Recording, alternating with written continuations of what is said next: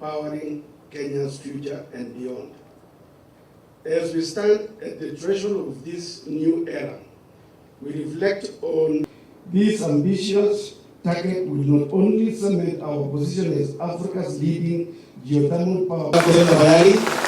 While they are still there, the Kenyan Exco, please join on stage. Take it very fast. Kenyan Exco, please. 0. There we go.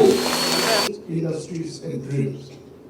However, as we celebrate our successes, I've had a problem with the insufficiency in our power transmission and distribution infrastructure that has contributed immensely or significantly to these frequent power blackouts.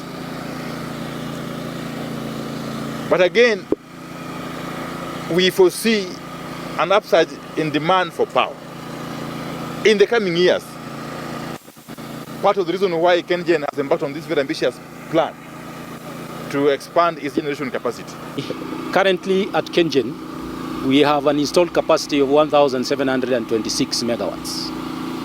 In our plan that we have unveiled today, we want to increase that capacity by an additional 1,500 megawatts.